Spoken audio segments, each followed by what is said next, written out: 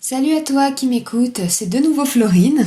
Je te retrouve après ces deux premières parties en fait de mon histoire, de mon récit avec la boulimie. Alors là, on va pouvoir entamer la meilleure partie, on va dire, de l'histoire, c'est-à-dire ma remontée, cette fois-ci la vraie remontée vers la guérison. Dans la première partie de ma vidéo, je t'expliquais comment j'avais atterri dans les troubles du comportement alimentaire. Dans la deuxième, comment j'avais continué de m'y enfoncer et comment j'avais cru avoir trouvé la chose pour m'en sortir, alors qu'en fait non, ça me maintenait quand même dedans, ça ne faisait qu'étouffer finalement la maladie et puis me maintenir dedans, on va dire. Donc dans cette troisième partie, je vais là plus t'expliquer comment j'ai fait pour m'en sortir, parce que, je le répète encore, c'est possible de se sortir des troubles du comportement alimentaire. Donc moi, voilà, encore une fois, c'était la boulimie, bien qu'il y avait des similitudes, on va dire, avec de l'anorexie, puisque je m'empêchais de manger, j'essayais de manger le moins possible, et puis j'allais parfois vomir, même des repas que on peut appeler, quand on est dans les TCA, sains. Mais voilà, donc, moi c'est principalement la boulimie, mais bon, bref, dans tous les cas on peut s'en sortir. Et donc c'est pour ça que je te partage mon histoire, hein, pour que tu gardes en tête, si tu es dedans, que c'est tout à fait possible de s'en sortir. Donc là, je vais te raconter un petit peu tous les spécialistes ou thérapeutes que j'ai pu rencontrer dans mon parcours, si je puis dire, avec la maladie, pour essayer de m'en sortir. Donc déjà, quand j'étais plus jeune, que mes parents donc s'étaient rendus compte de ce que je faisais, comme je t'ai expliqué donc dans la première partie, j'ai vu 2 psychologues. Donc mes parents m'ont emmené chez les psychologues. Ça s'est pas forcément bien passé. Bon, déjà, moi j'étais plus jeune. Il y avait une approche qui était différente, je pense. En plus, bon, il y avait d'autres sujets, d'autres sujets en parallèle, pour lesquels j'allais voir donc pour lesquels mes parents m'envoyaient voir ces psychologues. Et honnêtement, ça n'a rien changé. J'ai d'ailleurs pas énormément de souvenirs en ce qui concernait la boulimie, mais déjà je les ai pas vus. Je crois que j'ai dû les voir qu'une ou deux fois chacun, je sais plus. Mais en plus, ça n'a franchement servi à rien, et au final, on discutait pas tellement de ma boulimie, mais enfin, je sais même plus trop de ce qu'on discutait. Mais tout ce que je sais, c'est que ça n'a servi à rien. Donc, y a eu ça. Alors je sais plus franchement dans quel ordre forcément c'était, hein, parce que ça c'est vieux quelque part. Mais je sais qu'après, quand j'ai emménagé toute seule et que j'étais là entre guillemets au fond du trou, je suis allée voir un magnétiseur qui était très bien, qui d'ailleurs comment dire, j'ai pu me rendre compte qu'il se passait vraiment quelque chose au niveau des énergies, puisque voilà, ce que faisait ce magnétiseur était totalement dingue. Enfin voilà, c'est pour dire que ouais, il était très bon dans son domaine, mais finalement, alors j'aurais peut-être dû le voir plusieurs fois parce que je l'ai vu qu'une seule fois. En tout cas, ça n'a pas servi pour moi, pour mes troubles. Donc je sais qu'il avait aidé des personnes anorexiques, de ce qu'il m'avait dit. Mais voilà, je sais pas si c'est moi si c'était pas finalement ce qu'il me fallait à moi, ou si c'est parce que je suis pas allée le voir assez de fois. Ouais, ça devait être une ou deux fois que j'avais pris rendez-vous avec ce monsieur. En tout cas, ça n'a pas servi, non plus. J'ai vu également, alors là plus tard, un guérisseur. Je sais même pas comment on peut appeler ce que faisait ce monsieur. Il n'y avait pas tellement de nom, hein, parce que c'était pas son métier. Mais pareil, il travaillait avec les énergies, je pense. Mais dans tous les cas, encore une fois, ça n'a pas fonctionné sur moi. Et pourtant, à chaque fois, j'y croyais, hein. C'était pas un manque de volonté, j'y croyais. Mais ça n'a pas fonctionné non plus. J'ai vu aussi un hypnotiseur, enfin une hypnotiseuse. Je sais pas si c'est comme ça qu'on dit. Mais j'ai vu cette dame 3 fois. Et bon, là en plus, il y avait franchement de la malcompréhension de la maladie, puisqu'elle faisait partie de ces personnes qui considéraient ça comme de la gourmandise. D'ailleurs, elle m'avait fait, en plus, ces séances d'hypnose étaient basées sur ce qu'elle faisait pour les personnes qui voulaient maigrir, mais qui n'arrivaient pas à s'empêcher de manger. Donc elle m'avait fait Enfin bref, c'était pas adapté à moi-même et donc ça n'a pas fonctionné non plus du tout. Alors je pense que et après j'ai revu, ouais j'allais oublier, j'ai revu une psychologue que donc là de mon plein gré. Hein. Alors ça m'a fait du bien de parler, de pleurer, d'évacuer certaines choses, mais ça n'a pas fonctionné. Pourtant je l'ai vue plusieurs fois. Hein. J'ai dû la voir pendant 6 mois, je sais plus. Mais ça n'a pas fonctionné non plus au final, malheureusement. Ça n'a pas fonctionné non plus. Donc ça m'a permis de me rendre compte de certaines choses entre guillemets dans mon passé ou enfin dans ma façon pardon de voir la vie. Mais ça n'a pas servi finalement non plus. En parallèle avec tout ça, alors j'avais essayé plein de entre guillemets de régimes ou de façons de m'alimenter, c'est-à-dire avant, je m'autorisais pas du tout d'écart. Après, je me suis dit, bon, on va s'autoriser un écart par semaine. Ça me motivera pour aller jusqu'à... Ça me motivera, en fait, à tenir la semaine en me disant que si je veux manger quelque chose, j'ai qu'à attendre le samedi. Le fameux cheat meal, hein, que tout le monde connaît maintenant, qui est très à la mode. Mais ça ne fonctionnait pas non plus, de toute façon. Donc diverses choses comme ça, toujours de contrôle finalement d'alimentation, hein, mais de manger très très lentement pour pouvoir faire durer entre guillemets le plaisir lors de mes repas et ne pas tomber dans le foutu pour foutu, mais ça fonctionnait pas non plus. Le foutu pour foutu, hein, autre sorte de crise que je pense tu connais également, même sans souffrir de boulimie d'ailleurs, hein. C'est-à-dire que tu manges ton repas. Alors là, je parle vraiment en étant dans la tête de quelqu'un qui contrôle son alimentation. Hein. Tu manges finalement ce que tu avais prévu, tout se passe bien, tu contrôles bien les choses, et puis d'un seul coup, tu te rends compte que maintenant t'as mangé un peu plus, ou alors t'as perdu un peu les pédales, t'as perdu le contrôle, tu manges plus, et du coup, au lieu de te dire ah bah mince, j'ai mangé, je sais pas, un morceau de fromage alors que je m'étais dit que non, au lieu de te dire c'est pas grave pour un morceau de fromage, non, toi tu te dis oh bah foutu pour foutu, allez autant plonger à fond dans la crise et puis ça sera la dernière fois et puis voilà on repart encore dans ce schéma-là, le foutu pour foutu. Donc bref, ça ne fonctionnait pas non plus. Et puis j'avais regardé déjà, alors j'avais arrêté de le faire, mais au début de ma prise de conscience donc de mon trouble, de la maladie, j'avais regardé sur les forums, et à cette époque-là, parce que je sais pas trop ce qui se dit maintenant, mais je sais qu'à cette époque-là, franchement, je trouvais rien sur les sites des forums Doctolib, Doctissimo, toutes ces choses-là. Je trouvais rien. Alors, finalement, tout ce que je lisais me disait plus, tu t'en sortiras jamais, parce qu'il y avait que des témoignages de femmes qui ne s'en sortaient pas, qui étaient toujours dedans, qui n'y arrivaient pas. Très rares témoignages où ça avait fonctionné de l'hypnose ou la psychologue. Alors moi, je m'étais déjà rendu compte que sur moi, ça ne fonctionnait pas, donc ça ne m'aidait pas non plus.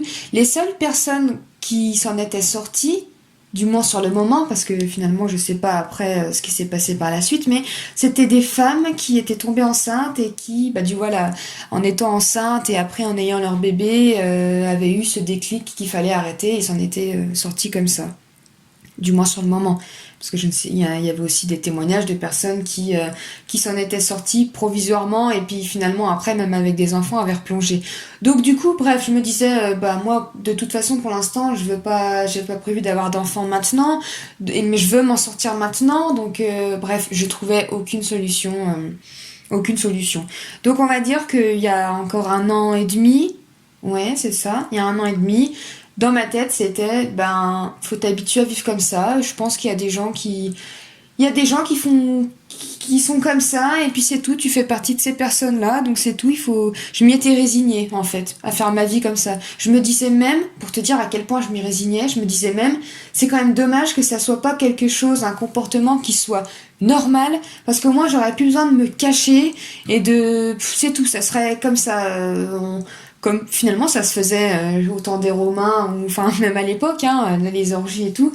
Je me disais pourquoi c'est pas normal de manger à s'en faire péter la panse et après d'aller vomir pour aller mieux. Si seulement c'était normal, au moins finalement ça serait plus un problème. Donc c'est pour te dire, j'en étais venue à penser comme ça et c'était il y a 1 an et demi, hein, donc c'était il y a pas si longtemps.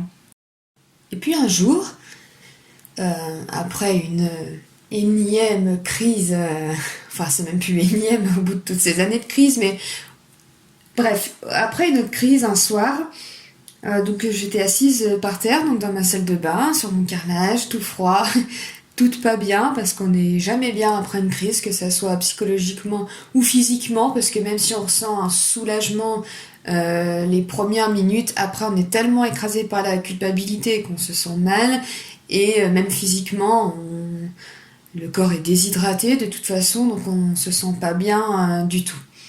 Donc du coup, j'ai repris mon téléphone et comme je faisais plusieurs fois, j'essayais de trouver des moyens ou des trucs sur internet pour me motiver pour que demain ça soit terminé et que je ne fasse plus jamais de crise de ma vie.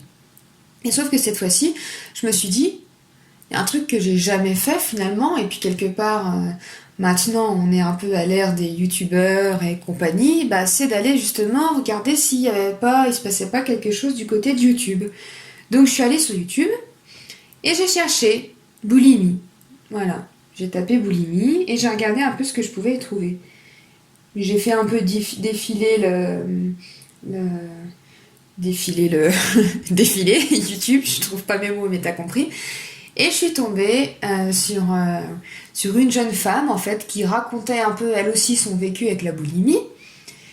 Et puis j'ai commencé à regarder une vidéo, puis deux, donc bon c'est tout, je me suis arrêtée là, il était tard, je suis allée me coucher, et puis le lendemain ça me traînait encore dans la tête, et je me suis dit tiens je vais aller regarder quand même d'autres choses. Et là je suis tombée sur son témoignage à elle, et je trouvais son histoire vraiment similaire à la mienne, et en plus elle avait vécu une dizaine d'années dans la boulimie, donc ce qui ressemblait fortement à la mienne, parce que le cerveau en plus il va tout le temps chercher des tas de choses. Le peu de fois voilà où j'avais vu des femmes s'en sortir, je me disais ouais mais elles sont enceintes, moi j'ai pas d'enfant, puis j'ai pas prévu d'en avoir tout de suite, ou alors ouais mais elle a passé que tant de temps dans la boulimie alors que moi ça fait déjà au moins 10 ans, donc moi je suis un cas perdu, un cas désespéré, voilà. Comme je trouvais en plus pas de témoignages de femmes qui avaient vécu aussi longtemps que moi dans la boulimie, bah voilà, mon cerveau à chaque fois il me disait non mais toi laisse tomber, toi c'est peine perdue, toi c'est pas pareil et compagnie, toi maintenant c'est ancré en toi, ça fait partie de toi, c'est ce que tu es comme ça, donc bref. Mais là je me disais bah quelque part elle a passé aussi beaucoup de temps et elle s'en est sortie. En plus son histoire je trouvais beaucoup de similitudes entre la sienne et la mienne.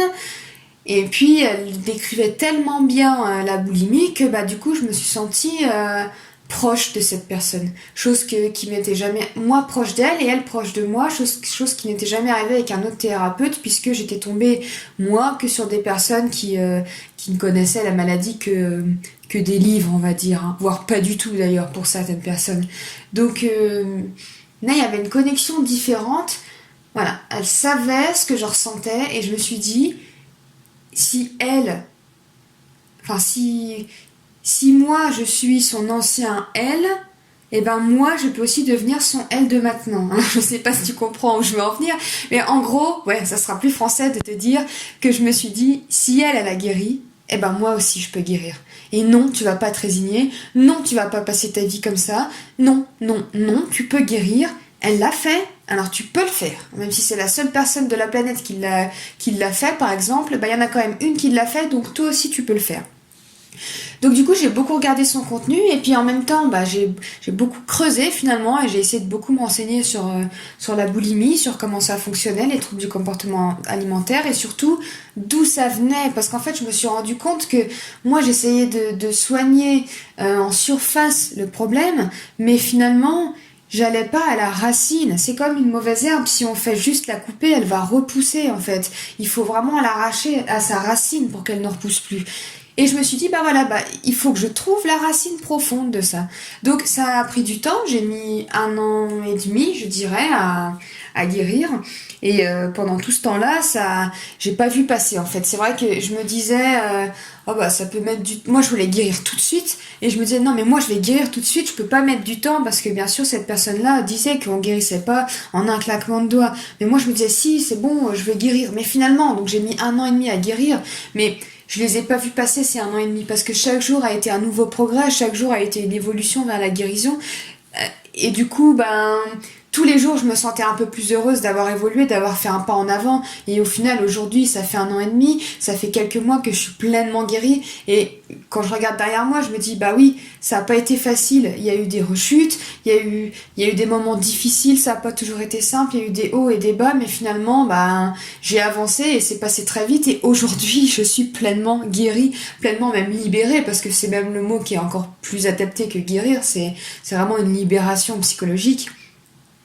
Et donc voilà, je sais même plus du coup ce que je te disais à la base, je me suis laissée embarquer par mes émotions, mais tout ça pour te dire que finalement, au bout de beaucoup de travail, après avoir fouillé, creusé pour remonter à cette fichue racine, je l'ai trouvée et je l'ai arrachée cette racine. Et aujourd'hui, du coup, c'est pour ça que je suis guérie.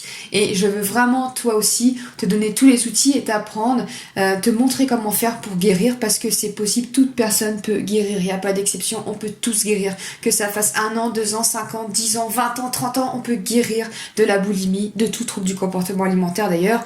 Voilà, moi je te parle donc de la boulimie, mais on peut vraiment guérir, il suffit juste de comprendre et finalement de faire un travail sur soi-même qui n'est pas facile, qui fait aussi remonter des fois des choses à la surface qui font de la peine, qui font mal, mais qui font aussi du bien parce qu'on met le doigt sur certaines choses et on apprend finalement à se comprendre. Et en plus ça c'est tellement intéressant. Tout au long de mon travail sur moi-même, j'ai adoré m'apprendre et apprendre à me connaître et à remettre la lumière surtout de A à Z, et du coup à comprendre comment finalement j'avais atterri, pourquoi j'étais arrivée dans ce trouble du comportement alimentaire, et tout ça m'a fait guérir. J'ai guéri parce que voilà, j'ai en plus de diverses techniques pour pour guérir la surface, comme je te disais, j'ai aussi trouvé comment guérir donc de la racine.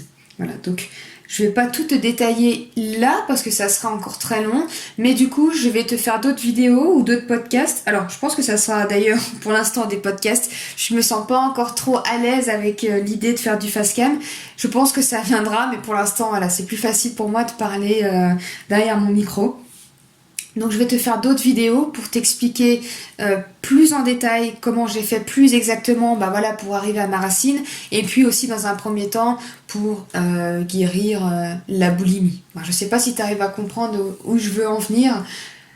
Voilà, tu vois, pour guérir là, je vais te montrer d'abord comment soigner la mauvaise herbe, mais aussi comment soigner la racine. Voilà, si je reprends ma métaphore, ça sera peut-être plus clair pour toi dans ta tête. Voilà, donc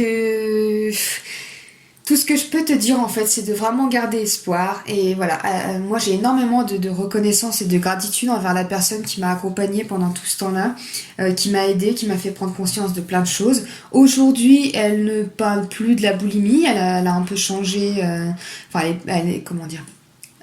a un peu changé de thématique, on va dire, sur YouTube, mais du coup je me sens un peu j'ai envie de pas de reprendre le flambeau, mais j'ai envie d'être pour toi cette personne qu'elle a été pour moi, et je compte vraiment l'être. C'est pour ça que voilà, n'hésite pas à me contacter, que ce soit par YouTube ou alors sur Instagram, parce que je te rappelle que j'ai mon compte Instagram où je partage aussi également de plus en plus de posts et de conseils, et je mets en lumière plusieurs thématiques. Donc Florescence, t'auras de toute façon mon pseudo qui sera écrit à la fin de cette vidéo si tu veux faire un tour et t'abonner.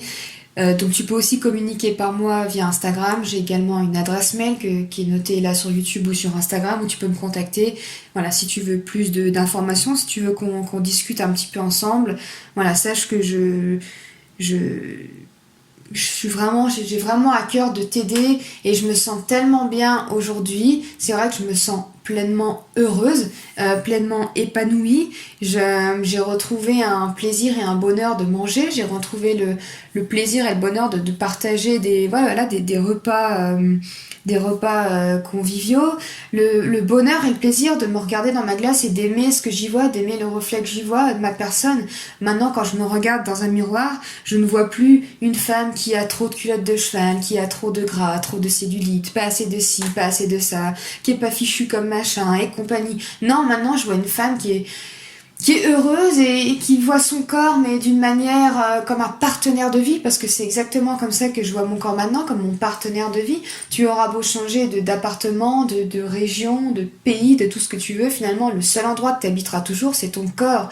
Et c'est vraiment important que tu apprennes à l'aimer et que tu t'y sentes bien. Et c'est ton corps qui permet à toi, ton esprit, à ton âme de faire tout ce que tu fais, de marcher, de courir, de faire du sport, du yoga, de prendre des gens que tu aimes dans tes bras, de les embrasser, de cuisiner. C'est ton corps qui te permet de tout faire. Et donc, c'est ton partenaire de vie et il faut que tu t'entendes avec lui, il faut que tu l'aimes, il faut que vous vous aimiez mutuellement, que vous vous aidiez. Et ça, c'est vraiment ce que j'ai appris à faire. Et ce que, voilà, c'est quand je regarde maintenant dans la glace, je vois mon partenaire de vie et j'aime le reflet que je vois dans la glace. J'ai appris à m'aimer, peu importe mon poids. De toute façon, j'en ai plus aucune idée parce que je me pèse plus depuis longtemps, mais je m'en fiche en fait. Maintenant, je vais être heureuse et j'ai compris que c'est pas mon poids sur la balance qui devait déterminer mon bonheur ou pas, et que ma valeur n'était pas dans mon poids, ça n'avait rien à voir. Donc, je veux vraiment t'amener à prendre conscience de tout ça et à être heureuse comme je le suis.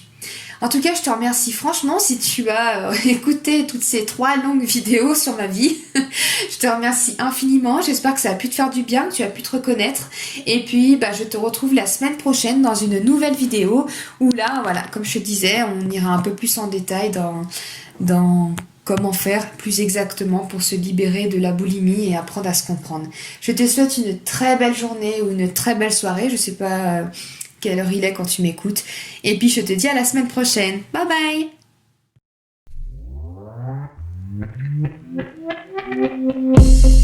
bye!